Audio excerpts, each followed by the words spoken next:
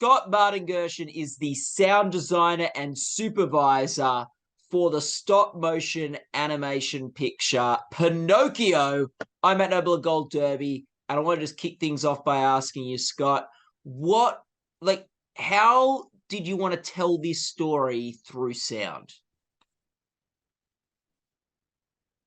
You know, when I start a film, I try to understand the voice of the film and what it wants to be. I started early on during storyboard season. I started seeing images that were provided to me, and I started understanding what was unique about this version of Pinocchio that may be different from Pinocchios that have been done in the past. I had some preliminary conversations with Guillermo at different points, and we started realizing that the Pinocchio was a different kind of puppet, in that the woods were different, pine cone was the theme, different areas, which allowed me to start experimenting before I was able to see actually motion about some of the ideas and how I wanted to go about approaching the sound and the signature of Pinocchio. But then we started seeing the different characters, Volpe, Spazzatore, Geppetto, and now all of a sudden I'm starting to see the cast of characters, and we wanted each of the characters to have its own kind of signature sounds.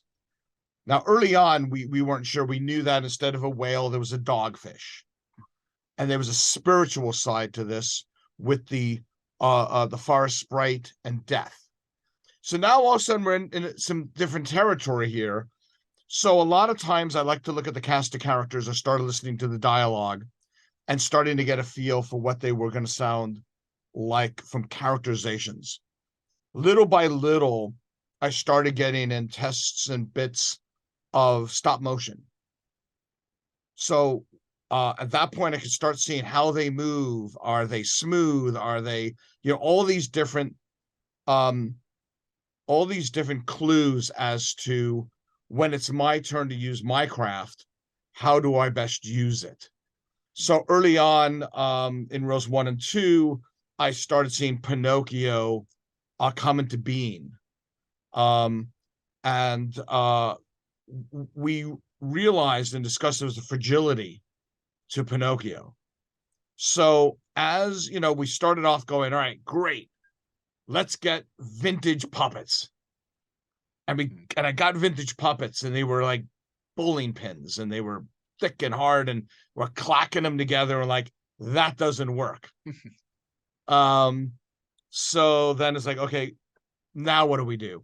I had this crazy idea. I contacted a guitar manufacturer called PRS, Paul Reed Smith Guitars, and I said, hey, I know you guys have scraps. Can I get your scraps? Because I really wanted melodic wood. So he sent me 50 pounds. And I cut it up and I manipulated it. Then I started working with a Foley artist named Dan O'Connell, and we started doing lots of experiments. So I started experimenting early on in the process with wood clacking together, again, to realize, wow, that's a lot of wood clacking together. And Pinocchio's gonna be really annoying.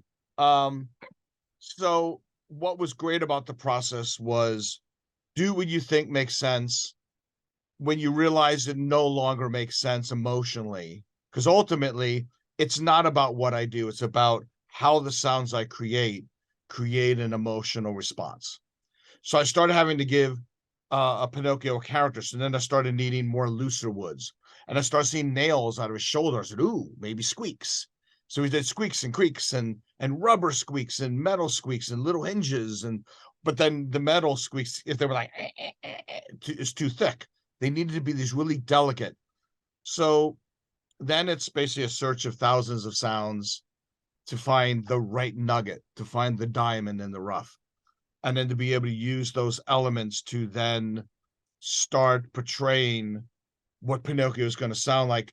So much so that at one point he's in the closet, he's being very mischievous, and he's sort of apologizing, and he does this nice little, the little wave. had to be the right delicate little piece of metal. So it's almost a version of music concrete. You know, it's not like, yeah, just take a piece of metal, go, and it's done. No, you do that 1,000 times to find the right one. So it was always going through what sounds best. Volpe had pockets full of money. So when he walked, especially at the beginning, you heard the money chinking. Yeah. And had to be the right coins, because you do coins in a pocket and it doesn't sound right. So a lot of things were trying to experiment. We were given time to fail until we got it right, which is everything. Then everything down for Podesta's footsteps. In regards to the dogfish, I think that I'd worked on a number of projects with Guillermo, Pacific Rim being one of them. So we know each other's vocabulary a little bit. So being able to do a big Kaju'i style, we already knew. I did something new, but we know each other's taste. So I was able to come up with something early on, and he's like, "Yeah, I love it. That's great." Then we decided through the process when it attacks, because the music's doing its thing, and what happens if you're using an iPad or something that doesn't have low end? How do I rumble the room? Well, I wanted to give Dogfish a signature sound on attack, and I saw those giant blowholes, and I went, so I mean, kind of like a ship horn meets all these different kinds of ideas, using the combination of a chauffeur, had some great sounds in my library to create this "I'm coming for you," threatening sound. And then if you see it now, most of it sounds great, and the room's shaking and rolling, but if it doesn't, it translates to all the different mediums. It like the stop motion animation provides such a distinct visual, and like even like depending on with stop motion animation whether you use clay or in this case wood, you get like a very unique and distinct sort of visual in the film. I'm just wondering, like, does the sound need to be distinct as well, and sort of like do you approach the sound for this film differently to how you would approach a live action work or something like that, or is it a very similar approach? It's actually two approaches. It's kind of unique. On one hand, animation has no sound and everything has to be created from scratch. Same thing with this. There is no production sound. Every little nuance, every little movement, every little cloth, everything has to be created. And I was so blown away by the visuals that I wanted to put as much detail in the audio that was put into the visuals. But at the same time, interestingly enough, this is an animated shot live. So it's 60 people, 60 teams, 1,000 days. We're shooting this. So it was sort of this combination of both worlds that were put together. Then what was interesting was sync. In stop motion, sync is different than animation and live. So what I started realizing is if you try to sync every hit, the rhythms can be odd. So, and you have a little bit of flexibility, which allowed us to create movements and sounds that had a rhythmical nature. Everything was phrased. So when I went out, recorded, or got Foley or whatever, everything was kind of raw. All had to be manipulated, paced, and pitched, mangled, you name it, to phrase it. So when he goes bop, bop, bop, bop, bop, bop, everything sort of had a little rhythm. Or when it's Podesta going ka-tuk, ka-tuk, ka-tuk, it just had to have a feel, which sometimes pure sync won't support as much, even to a point where Guillermo wanted Volpe to have tap shoes up and down the wood staircases. Yeah. And we spent a lot of time on it. We did it right, but it felt wrong. And only, to be honest, literally the last day of the mix is where we figured out to not do sync, but to do literally rhythm. So we start in sync, end in sync, and the audience won't know the difference. But it came like a bump, because all these little sounds and all these little rhythms really help define the characterizations of the characters and help enhance it. Music will give you the emotion, the voice gives you the knowledge, and the glue that I had to put in was the reality or perceived reality. There's so many like different sort of almost like little mini worlds or environments in this film, from carnivals to inside the belly of a dogfish. Scott, and there's something else the film talks about is the idea of burdens. Were there any burdens or anything that was particularly tricky for you with this film? Originally, when I started the film, I had this idea. I had a team that I was going to send out to Milan, and outside of Milan was this little Italian village that looked just like it. I said, yeah, we're going to do that. I'm going to have people, and we'll go to the cafes, and we'll record all of that. But as I started seeing the style of the film, it wasn't supporting that.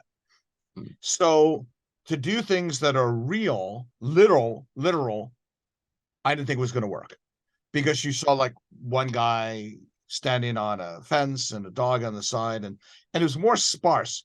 So I started doing more call outs. I all of the Walla group and all the crowds are all in Italian.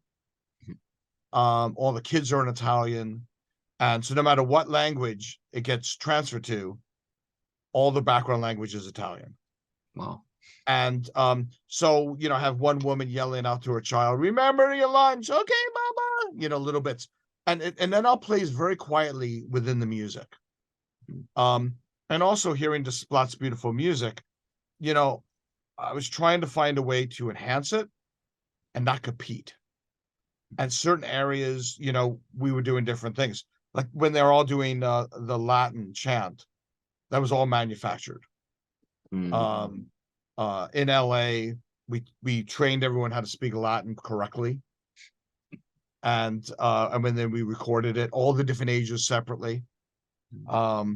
We really wanted it to feel a little invisible in the fact that you just buy that this exists. The goal for what I do is, if I do my job correctly, nobody knows what I do. So the whole point is you need to make Pinocchio feel cute, and all the characters have their own little quirks. And for Cricket, for Sebastian J. Cricket, we started off with kind of footsie, and it Guillermo made a comment. He said it felt too normal. So we started getting crab shell and little lobster tail to use it to give it a crustacean-y kind of feel when he walked. Yeah. We used like little dry celery for the wings going, for his wing movements. So we tried to find sounds that helped enhance that character. And I guess also Scott, what just appeals to you about the story of Pinocchio? Wow. I really get into my movies, and what I love about this version of Pinocchio and this movie in general, you can actually watch it 4 or 5 times and see a different movie. There's discussions of religion, fascism, politics, capitalism. What I love about the show is it reminds me of a classic animated show, old school. I saw 101 Dalmatians as a kid, but I never saw that they were going to take the fur of the dogs and make a coat. I enjoyed it as a child and didn't see that. But then when I saw it as an adult later on, I went, oh my God, did I not notice that was an underlining theme? So a lot of the shows had some very dark threads. What's interesting is this is the kind of show that you can watch it within your lifetime, 4 different ages, and see 4 different shows. Get 4 different meanings, things you never noticed. A child's not going to understand fascism. They're not going to understand capitalism. They're not going to understand the pressures of conformity. Because really what this show is about, and Guillermo likes to state that this is not a child show. This is an adult show that children can watch, and there's a difference. in this world where everybody is being pushed to be conform to be what society wants you to be, Pinocchio won't do it because he doesn't want to.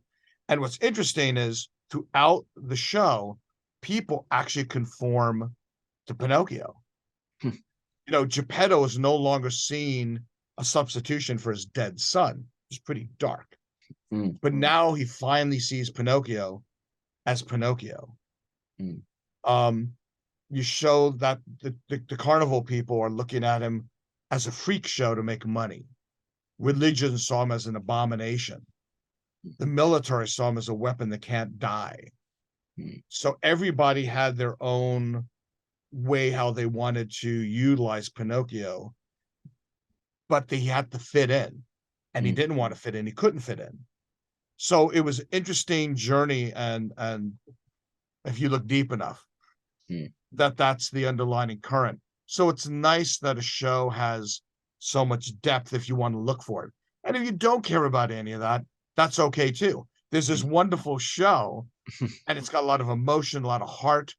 I thought the actors that did it were absolutely spectacular. I think they nailed it. And Kate Blanchett did Spazzatorium monkey sounds. And I'd worked with her on a previous project not long ago, and just fantastic. And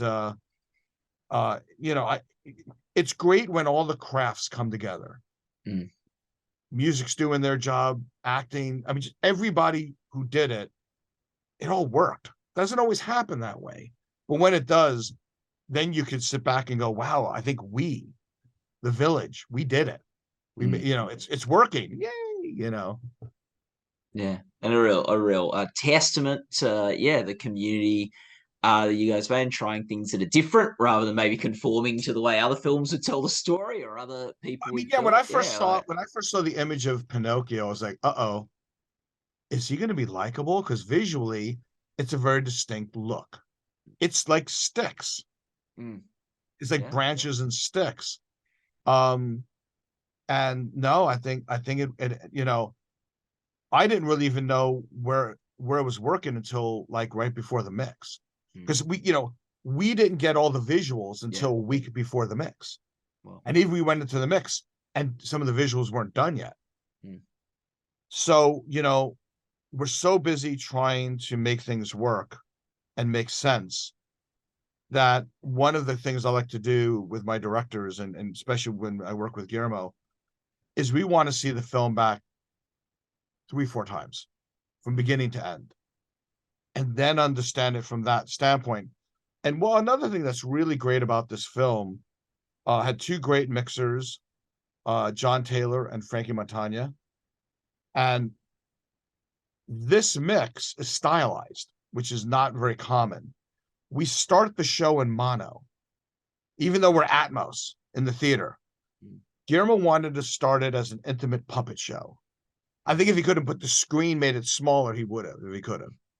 But he wanted it to be intimate on the screen, very mono, that as we're watching, the drapes come back and there's a puppet show, that as the show evolves. So by the time we get to the re-education camp and the dogfish, now hitting subs and surrounds and Atmos and everything's moving around. But we wanted the show to evolve in a similar arc to Pinocchio. So everything was done strategically. Everything was done emotionally. And it's nice to be able to do that.